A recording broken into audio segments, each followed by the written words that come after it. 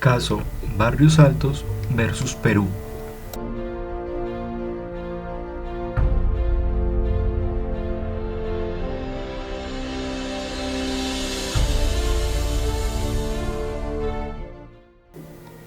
En el año 2000, la Comisión Interamericana de Derechos Humanos, el 8 de junio, invocó el artículo 51.1 de la Convención Americana sobre los Derechos Humanos y el artículo 32 del reglamento, con el fin que la Corte determinara si hubo violaciones de parte del Estado peruano en el siguiente caso. A las 10:30 de la noche de 1991, arribaron dos camionetas con luces y sirenas policiales al inmueble ubicado en Girón Guanta, número 840, en Barrios Altos. Allí descendieron individuos entre los 25 y 30 años, quienes contaban con pasamontañas y ametralladoras. Ingresaron al recinto donde se realizaba una pollada y asesinaron a 15 personas e hiriendo gravemente a otras 4. Finalmente, huyen del inmueble haciendo sonar nuevamente sus sirenas. Como una batida diciendo que no va a pasar nada, todos al suelo. Y ¿Cómo estaban ellos vestidos? Estaban con pasamontaña y todo uniformado de militar. ¿Y cómo hablaban? Que hablaron, unas palabras groseras fuertes, estaban la madre, que nos decían truco mancha tu madre, que ahora te tocó la hora. Luego de diferentes investigaciones e informes periodísticos, se reveló que quienes ejecutaron este brutal ataque fue el Escuadrón de Aniquilamiento de Inteligencia del Ejército Peruano, el Grupo Colina.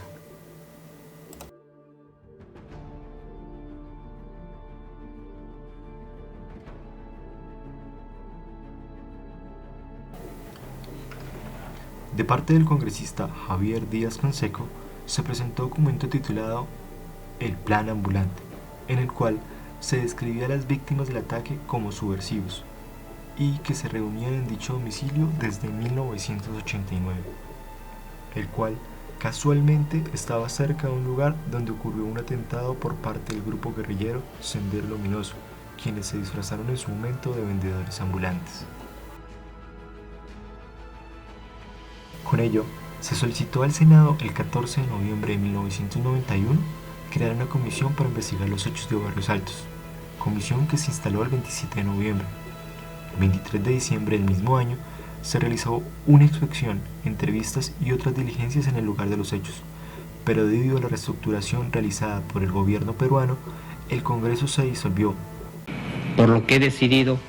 tomar las siguientes trascendentales medidas. Primero, disolver temporalmente el Congreso de la República hasta la aprobación de una nueva estructura orgánica del Poder Legislativo, la que se aprobará mediante un plebiscito nacional. Y el nuevo Congreso, establecido en noviembre de 1992, no reanudó investigación ni publicó alguno de los informes de la comisión antes mencionada. En el órgano judicial, el caso lo llevaba la juez Antonia Sakikura, del 16º Juzgado Penal de Lima, quien aún cuando intentó tomar declaración de los presuntos integrantes del Grupo Colina, el Consejo Supremo de Justicia Militar se lo impidió y dictó una resolución argumentando que este caso era de la jurisdicción militar. La juez intentó solicitar la competencia de este caso, pero antes que le dieran respuesta, nace la Ley 26479, promulgada por el presidente y sin ser debatida públicamente, fue aprobada por el Congreso. Allí se determinó que todos los integrantes de la Fuerza de Seguridad y civiles que fueran objeto de denuncias, investigaciones, procedimientos o condenas que se encontraran privados de libertad por violaciones de los derechos humanos entre 1980 y 1995 tendrían amnistía. Pero la juez persistió, apegándose a las disposiciones contenidas en la Constitución peruana, decidió que el artículo primero de la Ley 26479 no se aplicaba al proceso que llevaba por el crimen en Barrios Altos, debido a que dicha amnistía violaba las obligaciones del Perú internacionalmente. La fiscal de la Nación, Blanca Nélida Colán, en conferencia nacional afirmó que el no obedecer la ley podría llevar a la juez a un delito de prevaricato. Los acusados apelaron la decisión y esta llegó a conocimiento de la 11ª Sala Penal de la Corte Superior de Lima, cuya audiencia se realizaría el 3 de julio de 1995. Pero antes de que se celebrara esta audiencia, el Congreso emite la Ley 26492, cuyo contenido declaró que la amnistía no era revisable y que se debía cumplir. Con ello, amplió el alcance de la Ley 26479, por lo cual el 14 de julio de 1995 la Sala Penal de la Corte Superior de Justicia de Lima resolvió archivar definitivamente el proceso Barrios Altos y ordenó que se investigara a la juez Saki Kurai por interpretación incorrecta de las normas.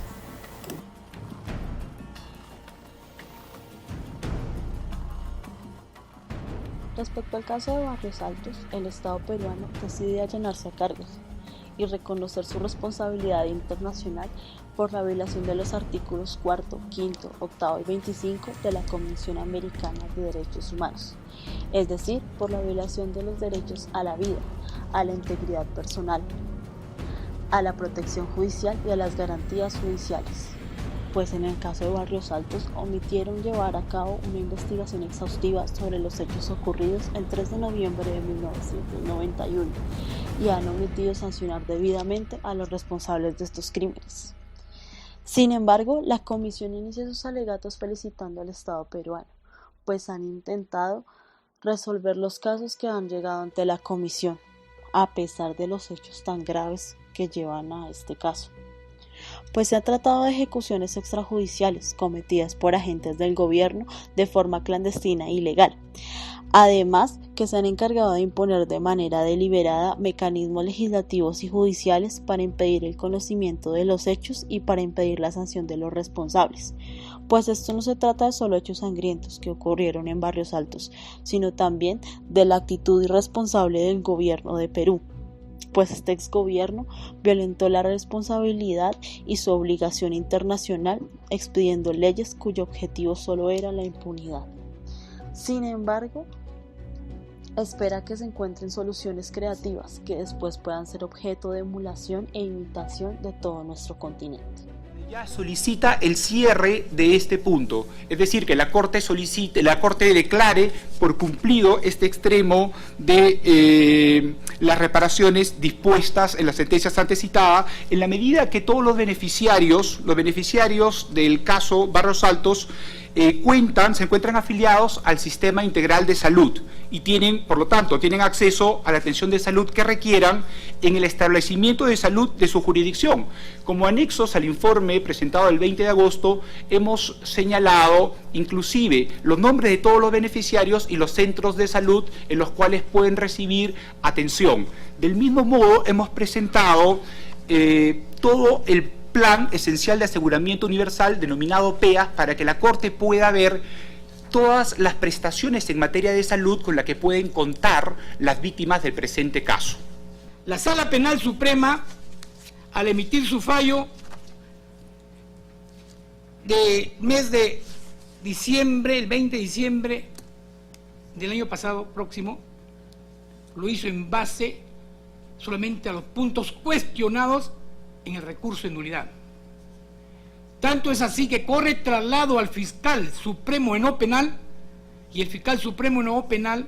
emite su dictamen por los delitos en materia de investigación y juzgamiento, sin ningún cuestionamiento de ninguna de las partes en el proceso penal. Ese es el criterio que ha establecido la Corte Suprema para poder confirmar la sentencia en cuanto a los graves delitos.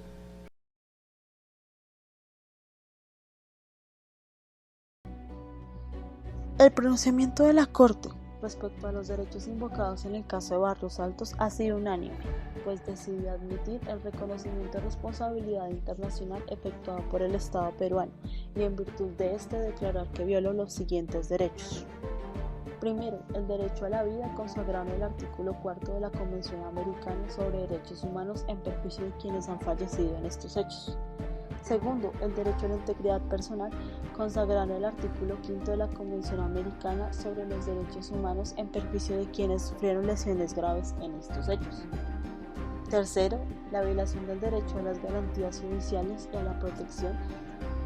judicial consagrados en los artículos 8 y 25 de la Convención sobre Derechos Humanos en perjuicio de los familiares de quienes fallecieron y en perjuicio de quienes sufrieron lesiones graves.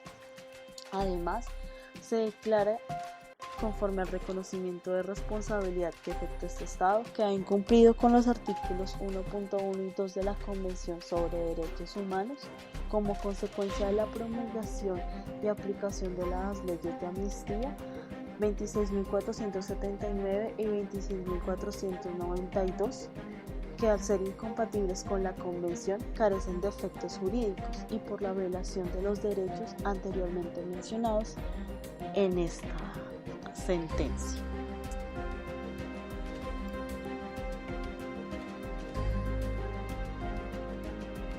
La Corte Interamericana de Derechos Humanos, con fin a supervisar el cumplimiento de la sentencia Barros Altos versus Perú, convocó a audiencia pública el 27 de agosto del 2012. En virtud a todo lo dicho en esta audiencia, profirió la resolución del 7 de diciembre de 2012, en la cual se declara que la información presentada aún no da cumplimiento al deber total de investigar los hechos y determinar los posibles responsables de las violaciones de derechos humanos a los que se hizo referencia en este caso, así como la divulgación pública de los resultados de dicha investigación y la sanción de los responsables. Por lo tanto, mantendrá abierto el procedimiento de supervisión de cumplimiento por los siguientes pendientes. Primero, el deber de investigar los hechos para determinar los responsables de las violaciones de derechos humanos, así como la divulgación pública de los resultados de dicha investigación. Segundo, el pago de indemnización a algunas víctimas, el pago de intereses moratorios a algunas otras víctimas, las prestaciones de salud, las prestaciones educativas, los avances en la incorporación de una figura jurídica que sea más conveniente para tipificar el delito de ejecuciones extrajudiciales y el monumento recordatorio que debe ser erigido con ocasión a la sentencia de reparación. Así las cosas, la Corte resuelve que el Estado de Perú debe adoptar todas las medidas que sean necesarias para dar un efectivo y pronto acatamiento a los puntos pendientes que tiene por cumplimiento, conforme a lo estipulado en el artículo 6.1 de la Convención Americana sobre Derechos Humanos. Segundo, resuelve que Perú debe presentar a la Corte Interamericana, a más tardar en 2013, un informe en el cual indique todas las medidas que adoptaron para cumplir las reparaciones ordenadas y los pendientes por cumplimiento. También indica que los representantes de las víctimas y la Comisión Interamericana de Derechos Humanos han de presentar unas observaciones al informe que presentó el Estado en 2013, contadas a partir de 4 o 6 semanas después de que se les dé traslado de dicho informe. Así las cosas, la Secretaría de la Corte notifica la resolución con el fin de que Perú dé cumplimiento al ordenado. Lo que ha señalado la Corte Suprema en la ejecutoria que hemos estado analizando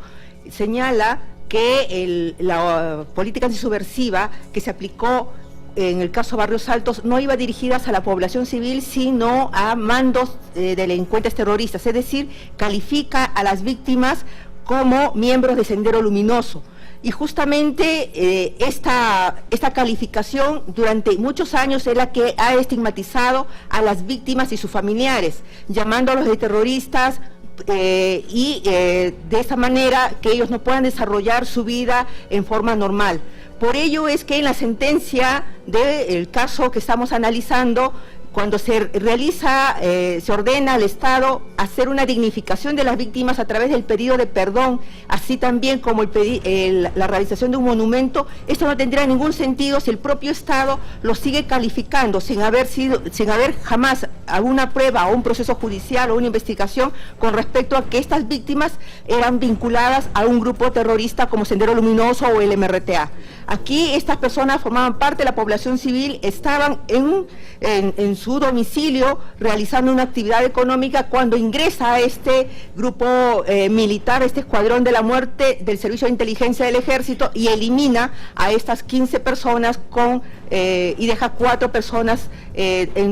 lesionadas gravemente. Es decir, para la sala penal, estas personas eran delincuentes terroristas y por lo tanto incluso merecerían, al parecer, una sanción penal por pertenecer a Sendero Luminoso.